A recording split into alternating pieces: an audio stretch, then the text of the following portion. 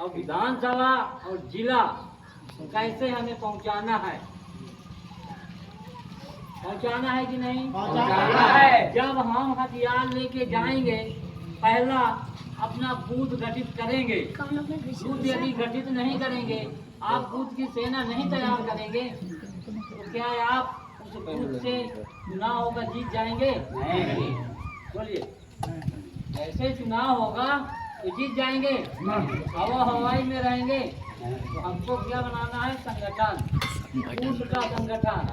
उस बूथ में 11 लोगों का संगठन, जिसमें बूथ अध्यक्ष, बूथ उपाध्यक्ष, सचिव, महासचिव और IT, जितने भी जिले में है उसका बनाना पड़ेगा।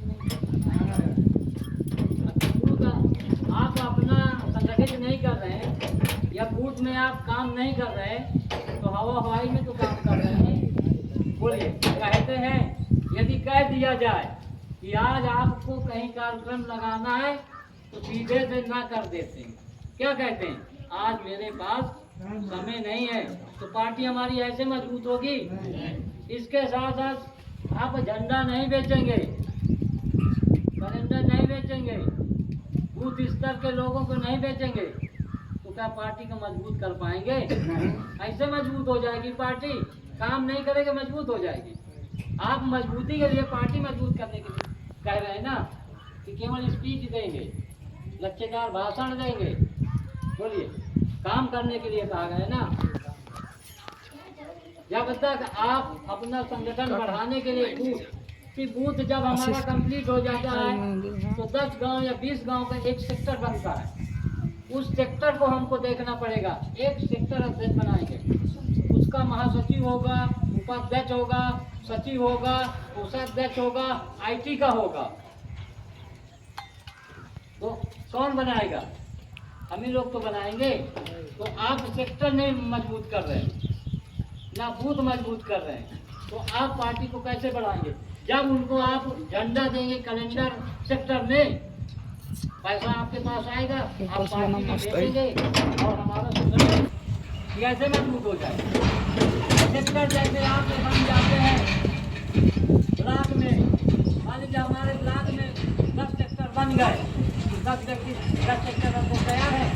आप कोई कार्यक्रम करते हैं, 10 सेक्टर अध्यक्षों को ले जा करके कोई भी काम करवा सकते हैं। आप सिंगल भाग लिए, कैसे चलेगा?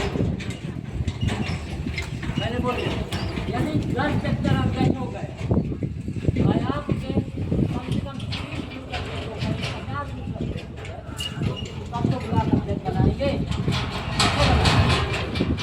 ब्लॉक अध्यक्ष कब तो बनाएंगे? एक ब्लॉक बनाने में कम से कम 60 या 50 बूथ अध्यक्ष होने चाहिए। उसके नीचे बूथ अध्यक्ष है कोई? बूथ अध्यक्ष नहीं। गांव के व्यक्ति को हमें बनाना है कि नहीं बनाना? जब तो उससे कहेंगे अपना जो भी झंडा कैलेंडर पार्टी को ज्ञान पार्टी को आगे लाएंगे। आप जाके यहाँ से चीज सुन लिया, और सुनने के बाद क्या घर में बैठ गए, उसके बाद क्या काम कर पाएंगे?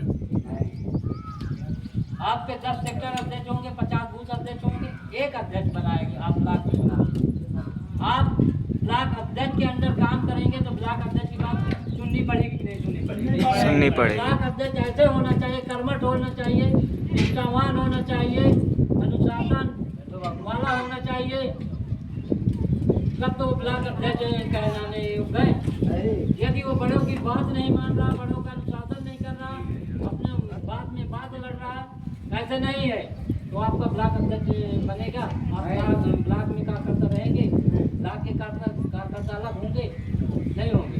एक ब्लॉक अध्यक्ष बन गया आपका, उसके नीचे सेक्टर अध्यक्ष है, बूथ अध्यक्ष है, तो हमारी ब्लॉक से लेकर गांव तक कमेटी मजबूत होगी कि नहीं मजबूत होगी? चुनाव लड़ेंगे, चुनाव यदि लड़ेंगे तो केवल जिला सचिव देखेंगे, क्या बात है? अध्यक्ष होनी चाहिए ना, क्या बात है? तब उन्हें डिवाइड करेंगे, तब वोट डलवाएंगे। तो ऐसे बढ़ जाएगी पार्टी। बोलिए, पार्टी ऐसे बढ़ेगी? जब आपका बूथ कमेटी नहीं तो कैसे लड़ोगे चुनाव? कैसे हम चुनाव लड़ेंगे, जीत लें? कैसे लड़ोगे, मुझे ये बता दीजिए। आप प्रत्येक जैसे ब्लॉक है, पूरे ब्लॉक में, उस गांव में आपका बूथ अध्यक्ष नहीं है तो आप चुनाव नहीं जीत सकते, क्योंकि आपकी सेना नहीं है वहाँ पे।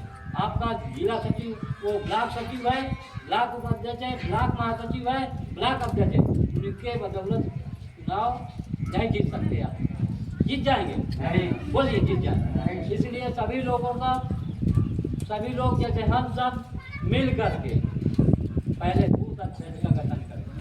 किसका गठन करें? और झंडा, टोपी, कैलेंडर उन लोगों तक पहुंचाएं, उनसे अर्थव्यवस्था दें चलने चलाने के लिए।